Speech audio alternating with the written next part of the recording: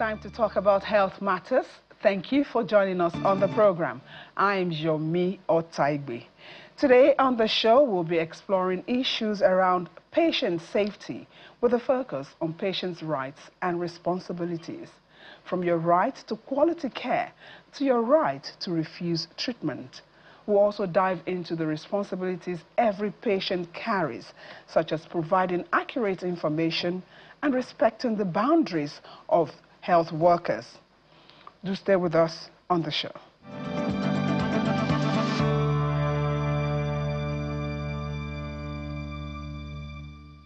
The World Health Organization's Patient Safety Rights Charter, which supports the Global Patient Safety Action Plan of 2021 to 2030, integrates patient safety with human rights, emphasizing access to safe care, dignity, informed consent, and fair resolution, empowering patients and promoting transparency and accountability in healthcare globally. Today's conversation is geared towards eliminating avoidable harm in healthcare. Joining me in the studio for the discussion is a two-term past chairman of the Lagos chapter of the Association of General and Private Medical Practitioners of Nigeria, which is now known as Association of Nigerian Private Medical Practitioners, Dr. Adeyeye Arigbabowo. Good afternoon. Yeah. Thank you for joining us. Dr. Arigbabowo is also a specialist family physician and the chairman of National NMA Committee on National Health Insurance Authority matters. Thank you indeed for your time here. Thank you, madam. So let me start with by outlining those 10 fundamental patient safety rights. Let's start from the right to timely, accurate, effective and appropriate care, right to safe healthcare processes and practices, right to qualified and competent health workers, the right to safe medical products and their rational use, right to safe and secure healthcare facilities, to dignity, respect, non-discrimination, privacy and confidentiality, right to information, education and supported decision-making, right to access medical records, the right to be heard and for fair hearing, fair resolution, and the right to patient and family engagement. So these 10 rights, on this scale of 10, how would you say Nigeria is faring in terms of patient safety? Thank you very much. I think so far, the country is trying.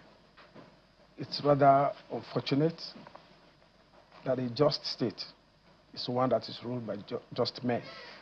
We need to have structures that work on ground. We need to have appropriate human resources, so to say. We need to have enabling environment. The rule of law should also be handy. At the same time, rights and responsibilities, they go together. No one afore and no one behind. So based on this, I will rate us doing fairly well, if not for the JAPA syndrome and other things, especially infrastructural layout of the country, and then whether the environment is enabling or not. These are the limiting factors.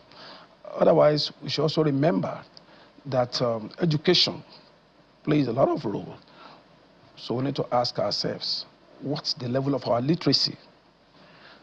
What's the population by percentage that are literate to the extent of being able to read and write, and then communicate appropriately, so that when we're talking of formal and informal sectors, which make up the entire population, there should be fair, proportionate population management. So I would say when doing too poor, neither are we doing or climbing so fast. Our challenge is that we are marching. So you don't want to take it on that scale of 10. You just want to say we are doing... We are marching. We are trying to do the best we could, but if you ask me to rate us, perhaps we are 3 to 4 out of 10. Perhaps we are 3 to 4 out of 10. That's because of the that's limiting below the average. average, because of the limiting factors aforementioned. But that is a very serious one, considering the fact that patient safety is very key. Now, let me quickly show you some of the things that the World Health Organization also said about unsafe care, which is a major public health problem that affects millions of patients worldwide. According to a recent systemic report, 12% of patients experience harm across different medical care settings. And, you know, that's about 1 out of 10. That's more than 1 out of 10, that 12%. So this is a serious issue, and we know that in the country, as you said, we have limitations. But how then, particularly some of this harm that we are talking about, they are highest in specialized areas like emergencies, surgeries, and all of that. So what are those challenges? Let's look at it. You mentioned JAPA. Let's talk about the education of our health workers too. Let's talk more about that knowledge in being able to do that which is right and all of the parameters around it. Thank you. When you come to human resource, especially the healthcare workers we have in Nigeria, Nigeria has one of the best set of well-trained health workers in the world, as attested to even by the international community. Doctors are very sound, the nurses are sound, all other groups too, they're very sound. It's just that it is not easy to put on the candle in order to show the sunlight direction. So, give and take, I will say that knowledge base, Nigerian networkers are highly knowledgeable. It's only that putting a new wine in an old jar may just not be a very good fit. So those are the challenges. So apart from the JAPA issue we're talking about, security matters are there. You call on a health worker to come attend to emergency. You will have to look right and look left. Am I safe to move? Is all well? Even if anything happens to me, and maybe I'm kidnapped, or maybe something happens, what are the chances that I will turn back to base? And you only know when you are going out. You don't even know when you're coming back. So this fear is there. The phobia is there. The paranoid feelings are there. And apart from this, maintaining even your family around you, you're leaving your wife, you're leaving your children, you're leaving your husband and other members to go and attend to emergencies. Issues may just so well arise. So we understand that, yes, there are, you know, some of those challenges that we need to face or we are facing in our healthcare system. But let's talk about the fact that, okay, as a doctor, as a nurse, or any other health workers, you are on duty. We have been to some hospitals, particularly public hospitals, and I dare say some private hospitals too, where you see that the healthcare worker is so lethargic. He or she does not show so much empathy as to your plight. Okay, you have come in and they ties you up and say, just sit down there. That urgency in terms of, you know, medical services, sometimes you find it lacking. Is that we can't put it on infrastructure. Let's talk about that. Thank you.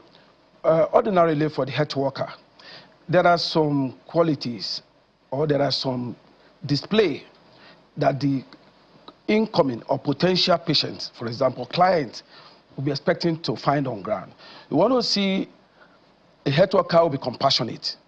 You want to see one who will communicate. You want to see one who will welcome you.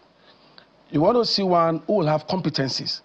You want to see one who will also document all of whatever he or she is doing with you.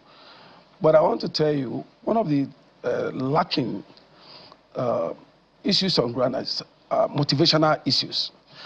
How motivational is the health worker you are coming, or how motivated is that health worker you are coming to meet? We are all human beings, and I keep telling people health workers are not super beings.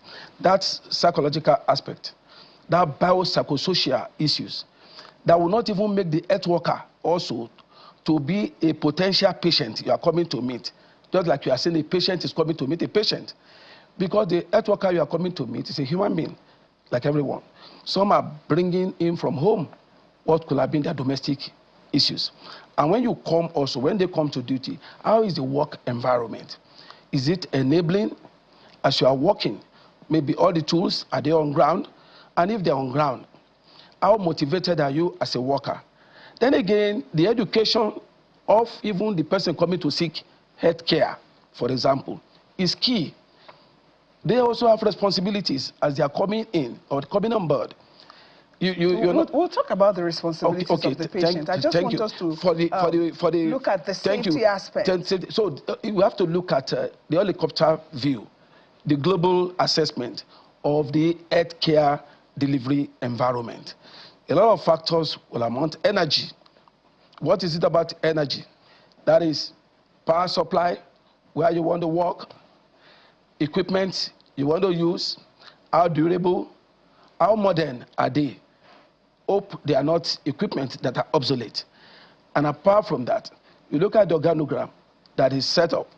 How are you motivated as a health worker by your seniors or your colleagues? For example, iron sharpens iron. So the client that is coming, the patient that is coming, is expecting to come and meet an environment that is globally acceptable and accepting his or her presence, for example.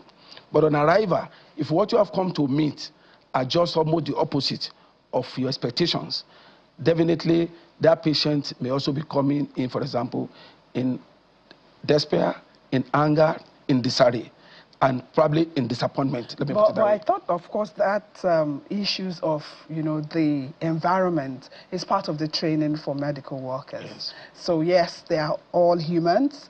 They have issues, but when you have a matter of life and death before you, how else would you manage your own issues? Thank you. Because that is your calling. Thank you. Recently, the Hippocratic Oath has just been adjusted or amended, even right from Geneva and over there, that I will take very good care of my own personal health. And I repeat, I will take very good care of my own personal health in order to enable me dispense proper care to my patient. And that's what I meant when I said, will it not almost look like a patient coming to see a patient? So we all have to understand the fact that even the health caregiver is expected to have taken care, for example, of his or her health before coming over to take care of others. That's where the enabling environment, the job satisfaction comes in. Job satisfaction is not something you take from the rack. It has to be an understanding between the employer and the employee. So getting the best out of the employer must prepare the stage ready. No problem. So that is given that there should be the proper environment for health workers. Yeah. But the health worker also knows that it can be liable in terms of, violating the rights of the patient, which of course we talked about earlier. How much of that do health workers also in Nigeria know, that you need to treat the patient well so that you are not liable by law, violating those rights? Thank you. I think at times too, it's almost an issue of giggle. Garbage in, garbage out. When the work hours, for example, you match it with the workload, you match it with potentials and ability of getting the best out of the health worker. At what level do you start having what you call diminishing returns? If the patient... But diminishing return is not, I don't know how much of it is recognized by the law, because you know that the patient has a right to effective treatment. Yeah. And you are the one on duty. Let's assume that all of the parameters, or most of them, are okay for the doctor. The work environment is good, the equipment are there, but just that because of one thing or the other, that medical worker is not doing what he's supposed to do. How much do they also know that they can be liable for their acts? Thank you. Right from the medical school, you are taught about medical jurisprudence. You are taught about the laws that will guide your practice. Even the MDCN will give you a booklet as you are being inducted, for example, to guide you, to remind you of the laws that guide your practice. Yes, every profession has what you call professional hazard. So you taking it up is just like a soldier, knowing you're going to the battlefield. You know you're on the battlefield, you either return or you sustain injuries, for example. The same thing with health workers. Every health worker must prepare for the worst case scenario as you are going in to rescue your patients, so to say. Gone were the days we used to even do mouth-to-mouth resuscitation, for example. With technology, all these things, and then communicable diseases that have become especially the incurable ones. Everybody wants to take caution. And again, the practitioner, as you see, even in advanced countries today, I can tell you, they are doing what you call protected or protective practice, something that can protect you against litigation. Even when the health worker knows the aggression that he or she can show in managing this case, for example, you may not necessarily get the best out of such a person because of issue of litigation. It is not every time that that health worker will take it that, oh, I'm aware I can have litigation. Let me also give out my best. In the course of your giving out your best, you may even have complications coming up. So the chances of complications coming up in care or during care, they are there. They can naturally flow in or they can be incidental. For example, you are going in to do an appendix operation as a surgeon, and on the way, you're meeting some other pathologies which were not part of what you had ever discussed with the patient. So there and then, issue of diagnosis, whether it is right or wrong, will come in. Issue of what you call comorbidity, other diseases existing around the area you are going, undetected before you're going in. It's not all the time that all of the diagnostic procedures will make everything 100% clear. And as you are moving in, you are meeting other things on the road, on the way, in an attempt to take care of them before you even go for what you were assigned to do or what you agreed with the patient to do. It's already under anesthesia. It's even sleeping off, for example. Who are you going to discuss with? That's why part of the consent should read, for example, I'm going to leave the limitations and the extent of this surgery to the discretion of the surgeon. So it's possible you're going in, you meet other things, complications will come in. And thereafter, it may not even be an excuse for you as a surgeon. When issues arise from the primary assignment you agreed to do, issues now arose. You are now saying the first 30 minutes, I use it to solve ABC problem. So educating the patient, the physician and the patient must have mutual understanding, and it's a give and take event where you are going to say, you meet, treat. Okay, let me quickly remind our viewers that they can share their experience with us.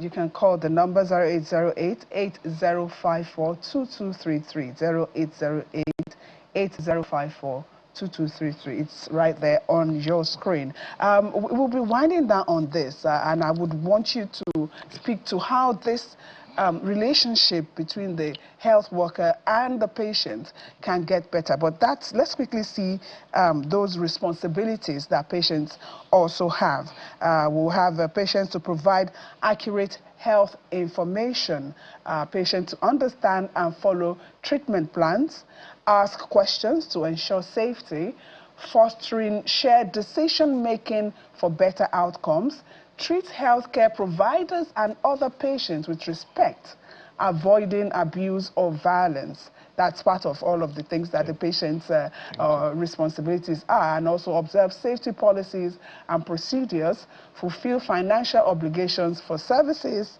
and report concerns about safety or care. We'll come back to that report so that the people can know exactly where or who they should report to. But now let's talk about how we can make this relationship between the patient and the health workers safer, particularly in terms of delivering the healthcare service. The first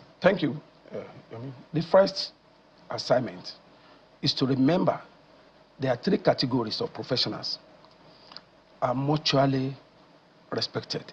Even the Queen knew it those days. The clergyman, a doctor, and a lawyer, for example.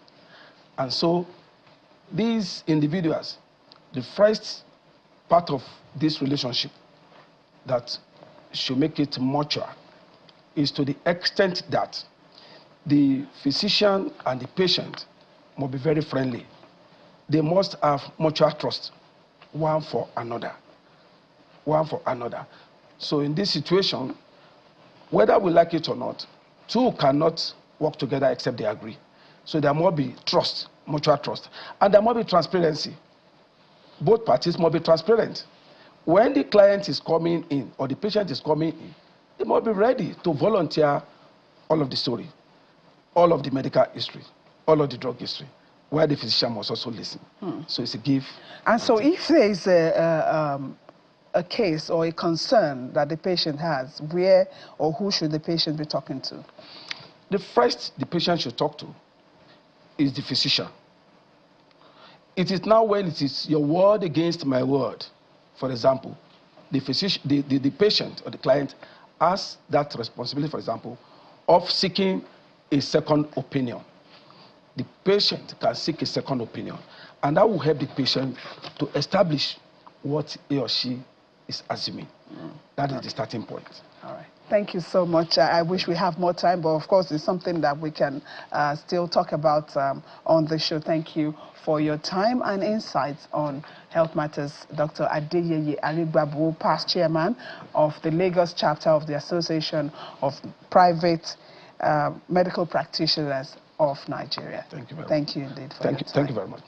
And let's see what's up on our news segment.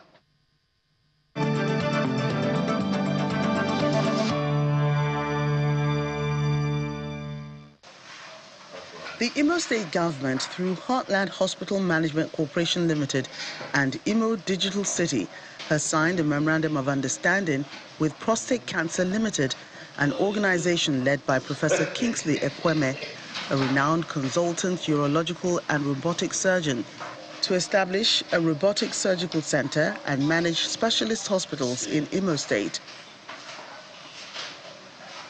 The initiative marks a major step in advancing technology-driven healthcare, with the center set to deliver minimally invasive procedures using state-of-the-art robotic surgery systems to improve precision, recovery time, and patient outcomes.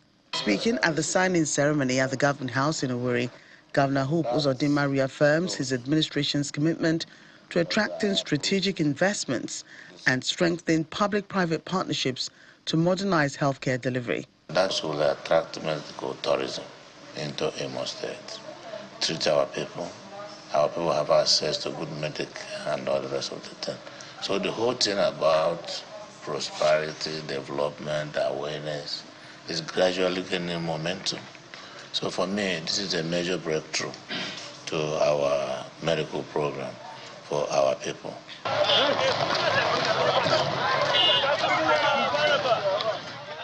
In a bid to ensure quality healthcare delivery at the grassroots, the Kebbi State government has upgraded a primary healthcare center in Kuka Ward, Kalgo local government area of the state to the status of a general hospital.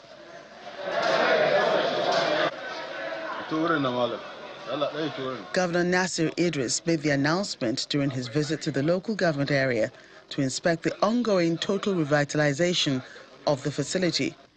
Expressing satisfaction with the level of work carried out, the governor directed the immediate posting of medical doctors, nurses and other supporting staff to commence services at the hospital. He also approved the installation of a 50-kilowatt solar power system to enhance service delivery and ease the working conditions for staff. Finally, two new global reports released by the World Health Organization indicate that sugary drinks and alcoholic beverages are getting cheaper due to consistently low tax rates in most countries, fueling obesity, diabetes, heart disease, cancers and injuries, especially in children and young adults. The reports show that at least 116 countries tax sugary drinks, many of which are sodas, but many other high-sugar products such as 100% fruit juices, sweetened milk drinks, and ready-to-drink coffees and teas escape taxation, while 97% of countries tax energy drinks. This figure has not changed since the last global report in 2023. The WHO is calling on governments to significantly strengthen taxes on sugary drinks and alcoholic beverages. The reports warn that weak tax systems are allowing harmful products to remain cheap, while health systems face mounting financial pressure from preventable, non-communicable diseases and injuries.